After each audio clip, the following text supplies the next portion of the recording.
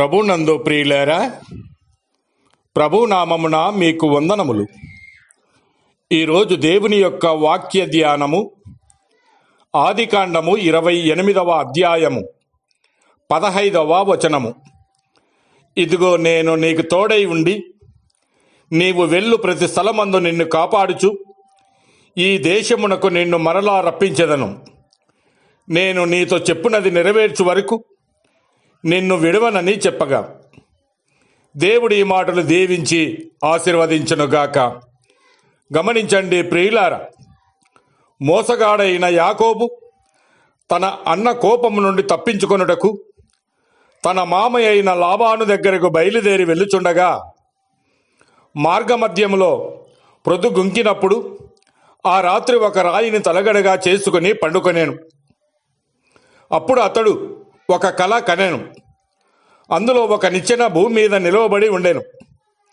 దాని కొన ఆకాశమునంటెను.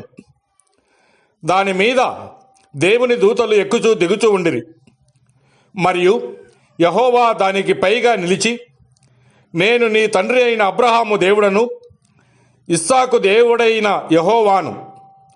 నీవు పండుకొని ఉన్న ఈ భూమిని నీకును నీ సంతానమునకును ఇచ్చేదను. నీ సంతానము భూమి మీద లెక్కకు ఇసుక రేణువుల వలె అగును. నీవు పడమటి తట్టును, తూర్పు తట్టును, ఉత్తరపు తట్టును, దక్షిణపు తట్టును వ్యాపించెదవు.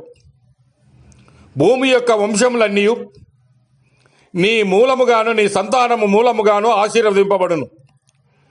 ఇదిగో నేను నీకు తోడై ఉండి నీవు వెళ్ళు ప్రతి స్థలమందు నిన్ను కాపాడుచు ఈ దేశమునకు నిన్ను రప్పించెదను. నేను నీతో చెప్పినది నెరవేర్చు వరకు నిన్ను విడవనని చెప్పగా యాకోబు నిద్ర తెలిసి భయపడి, ఈ స్థలము ఎంతో భయంకరం అని ఆ స్థలమునకు బేతేలు అని పేరు పెట్టెను. గమనించండి ప్రియులారా, ఎందుకనగా వాగ్దానం ఇచ్చిన దేవుడు నమ్మదగినవాడు. హెబ్రీయులకు రాసిన పత్రిక 10వ అధ్యాయం 23వ వచనంలో, నేను నీతో చెప్పినది నెరవేర్చు వాగ్దానము చేసిన వాడు నమ్మదగినవాడని సెలవిస్తూ ఉన్నాడు. నిజమే ప్రియులారా, ఆయన అబద్ధమాడుటకు మానవుడు కాదు. ఆయన పశ్చాత్తాపపడుటకు నరపుత్రుడు కాడు. యథార్థమైన సంగతులు తెలియజేయునది యెహోవానగు అనే ఆయనే సెలవిస్తూ ఉన్నాడు. ఆకాశము భూమి గతించినా గాని ఆయన మాట ఏమాత్రము గతించదు. కనుక ఎవనికి యాకోబు దేవుడు సహాయకుడుగునో, ఎవడు తన దేవుడైన యెహోవా మీద ఆశ పెట్టుకొనునో వాడు ధన్యుడు. ఆయన ఆకాశమును భూమిని దానిలోని సమస్తమును సృజించినవాడు. ఆయన ఎన్నడూను మాట తప్పనివాడని దేవుని వాక్యము సెలవిస్తూ ఉన్నది. దేవుని వాగ్దానము మన యందు నెరవేర్చుటకు విశ్వాసము, ఓర్పు, విజ్ఞాపన, ప్రార్థన, సమర్పణల ద్వారా మనము స్వతంత్రించుకొనగలము. ఆయన చెప్పి చేయకుండానా, మాట ఇచ్చి స్థాపింపకుండానా ఆయన మాట తప్పకుండా జరుగును.